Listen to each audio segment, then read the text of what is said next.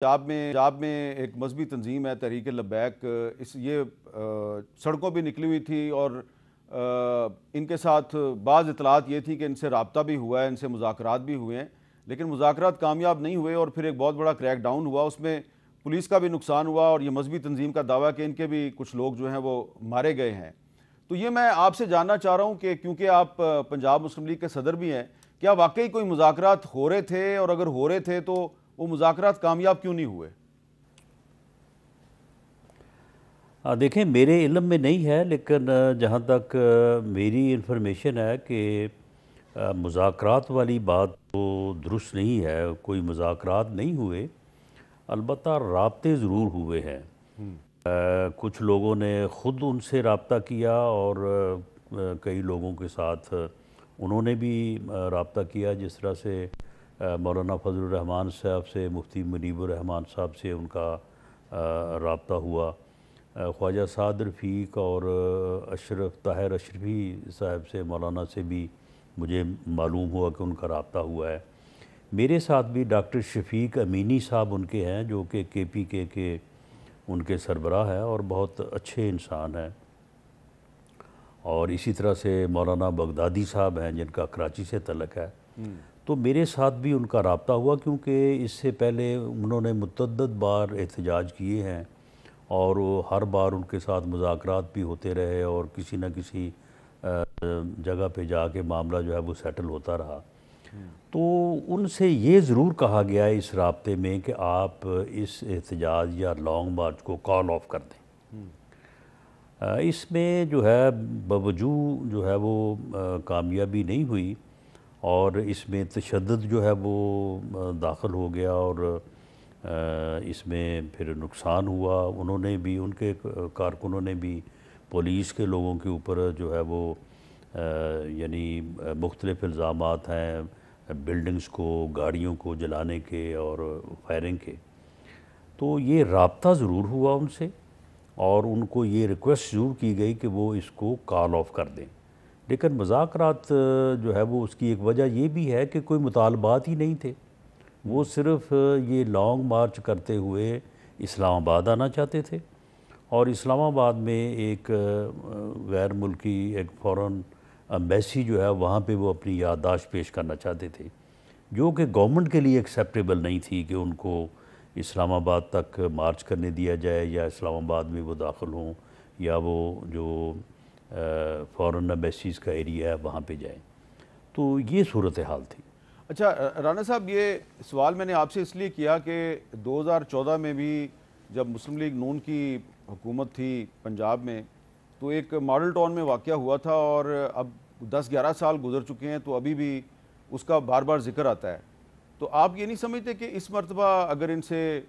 بات چیت کے ذریعے مسئلہ حل کر لیتے؟ یقیناً آپ درست کہتے ہیں کہ اسلام آباد آنا اور ایک اہم مغربی ملک کے سفارت خانے تک پہنچنا، اس کی تو حکومت اجازت نہیں دے سکتی، لیکن کل ہم نے یہ سنا کہ وہ خود اپنا جو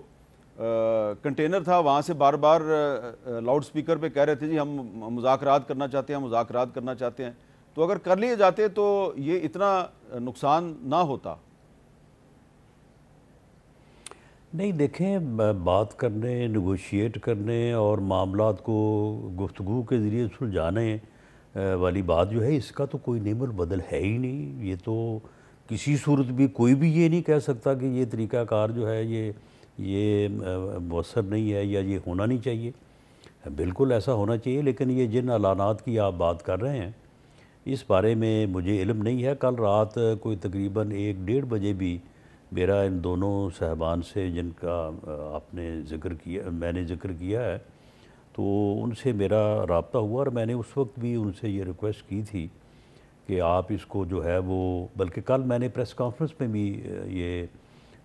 ریکویسٹ کی تھی کہ آپ اس یعنی غزہ کے شہیدوں سے یکجہتی مارچ جو ہے،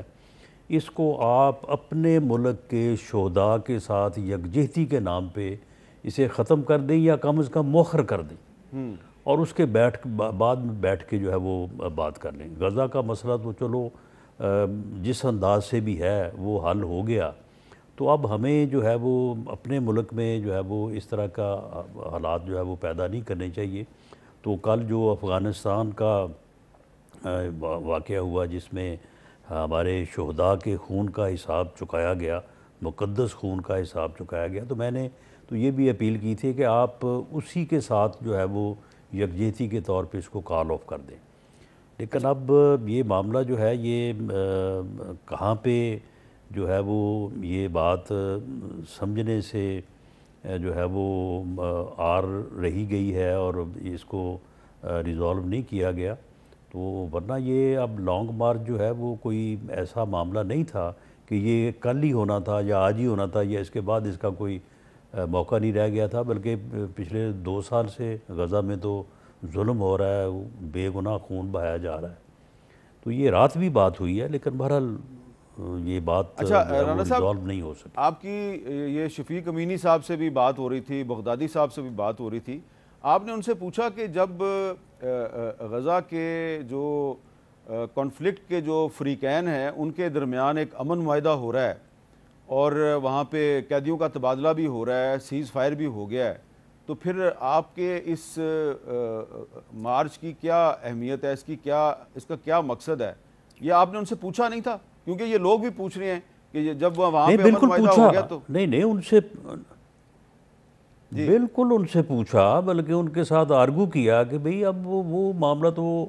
چلیں جس طرح سے بھی ہے، ہماری اس کے اوپر اطمینان ہے یا نہیں ہے، لیکن چلیں ایک یک طرفہ جو خون ریزی ہو رہی تھی 2 سال سے، یک طرفہ جو ہے وہ نسل کشی ہو رہی تھی، ظلم ہو رہا تھا، اور میں نہیں سمجھتا کہ اس ظلم کی مثال دنیا کی تاریخ سے جو ہے وہ دی جا سکتی ہے۔ تو اب چلیں وہ ایک یک طرفہ طور پہ جو ہے وہ بات ختم ہو رہی ہے، تو وہ اب آپ کو اس ایشو کو جو ہے وہ اب اس طرح سے نہیں اٹھانا چاہیے، اور اسلام آباد تک جانا جو ہے یہ بڑا حساس معاملہ ہے۔ تو یہ ان کے ساتھ آرگو کیا اور یہی ان کو کہا کہ آپ اس کو جو ہے وہ اپنے شہداء کے جو ہے وہ نام کر کے تو اس کو مؤخر کر دیں۔ لیکن بہرحال یہ بات جو ہے وہ میں نہیں سمجھتا کہ کیوں نہیں ریزالو، حالانکہ اس میں کوئی مطالبہ ہی نہیں تھا۔ یعنی دیکھیں نا، یعنی بات ناکام یا الجھتی تو تب ہے نا کہ جب ہو کہ جی ایک فریق یہ کہہ رہا ہے اور دوسرا فریق اس کو تسلیم نہیں کر سکتا۔ اس میں تو کوئی مطالبہ ہی نہیں تھا، اچھا صرف وہ لانگ مارچ کرنا چاہتے تھے، اور وہ لانگ مارچ جو ہے وہ ٹھیک ہے، انہوں نے جو ہے وہ کر لیا، اس کے بعد اس کو مؤخر کر دیا جاتا۔ لیکن بہرحال یہ جو ہے وہ نقصان ہوا ہے اور اس کو یہ نہیں ہونا چاہیے تھا، اور میں نہیں سمجھتا کہ اس وقت جو ہے وہ کوئی اس کے اوپر اتنا زیادہ زور دینے کی ضرورت تھی کہ یہ لانگ مارچ ہونا چاہیے۔ اب یہ بتائیں رانا صاحب، یہ جو خیبر پختونخوا میں ایک تبدیلی ہوئی ہے اور وہاں پہ آج ایک نئے وزیر اعلیٰ صاحب جو ہیں ان کو منتخب کیا اسمبلی نے، لیکن ان کا حلف نہیں ہو رہا۔ گورنر خیبر پختونخوا کا موقف ہے جی کہ میں نے تو جو وزیر اعلیٰ تھے پہلے علی مین گنڈاپور، ان کا استعفیٰ قبول ہی نہیں کیا۔ تو اب کیا صورتحال بنتی ہے جب گورنر جو ہے وہ ایک چیف منسٹر کا استعفیٰ قبول نہیں کرتا اور اسپیکر جو ہے وہ ایک نئے چیف منسٹر کا الیکشن کروا دیتا ہے، اپوزیشن اس الیکشن کا بائیکاٹ کرتی ہے، تو معاملہ پھر عدالت میں جائے گا؟ تو ماضی میں بھی کچھ اس طرح کے واقعات ہوتے رہے ہیں، تو کیونکہ آپ ایک قانون دان بھی ہیں تو آپ کی قانونی رائے کیا ہے اس معاملے میں؟ دیکھیں حامد میر صاحب، یہ تو ساری جو ہے وہ ٹیکنیکل باتیں ہیں، اور لیگل معاملات میں جو ہے وہ کسی کے صحیح یا غلط ہونے کی بات نہیں ہوتی، موقف ہوتا ہے۔ آپ کا ایک اپنا موقف ہے، میرا ایک اپنا موقف ہے، تو اس میں بھی دونوں فریقین کا موقف ہے۔ ہمارا موقف بالکل یہ ہے اور ہم سمجھتے ہیں کہ یہ بالکل درست موقف ہے کہ جب تک وہ استعفیٰ منظور نہیں ہوا تھا اس وقت تک اسپیکر کو صوبائی اسمبلی کا اجلاس ہی نہیں بلانا چاہیے تھا۔ چلیں ان کا بھی ایک موقف ہے کہ جی استعفیٰ ہو گیا، جب اناؤنس کر دیا تو استعفیٰ ہو گیا۔ اگر اس کے اوپر کوئی فریق عدالت میں جائے گا تو چلو عدالت کا فیصلہ ہو جائے گا، لیکن آپ مجھے بتائیں کہ ایک طرف تو یہ کہتے ہیں کہ جی دیکھیں جی ہمیں یہ نہیں کرنے دیا، ہمیں وہ نہیں کرنے دیا، ہمارے خلاف یہ ہو گیا وہ ہو گیا۔ آپ مجھے بتائیں کہ جو نو منتخب چیف منسٹر صاحب نے تقریر کی ہے، یہ کوئی چیف منسٹروں والی تقریر ہے؟ یہ اسمبلی میں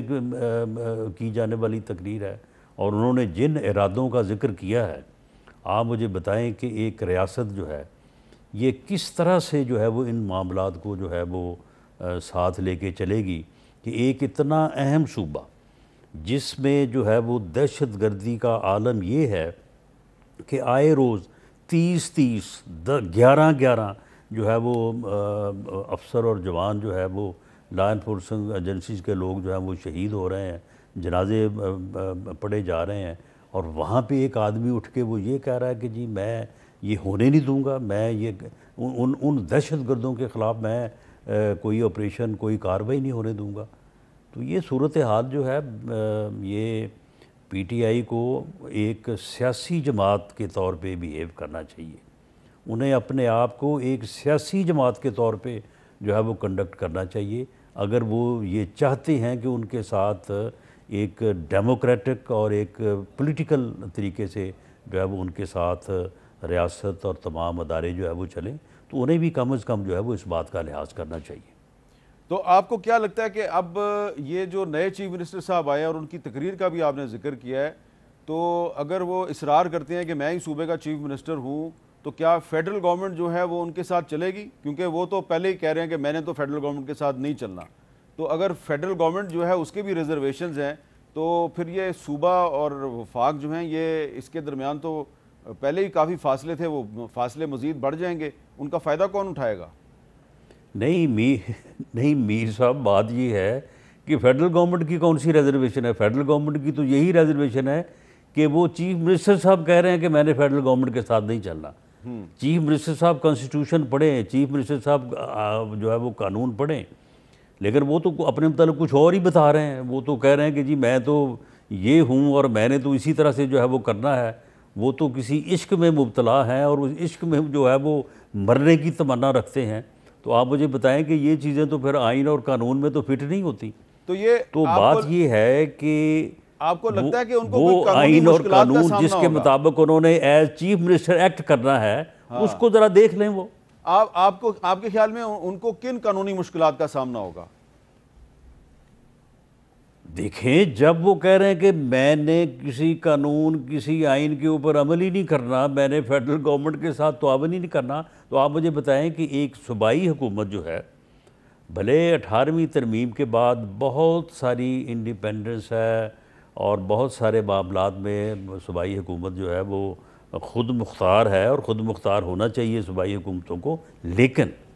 ایسا بالکل نہیں ہے کہ کوئی صوبائی حکومت جو ہے وہ فیڈرل گورنمنٹ کے بالکل جو ہے وہ کہے کہ جی میں نے اس کو تسلیم ہی نہیں کرنا۔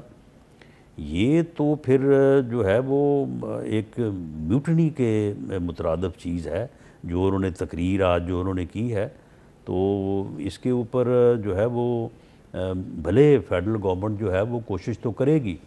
کہ ان معاملات کو جو ہے وہ بگڑنے سے بچایا جائے، لیکن اگر ان کا کنڈکٹ اپنی تقریر کے مطابق ہی رہا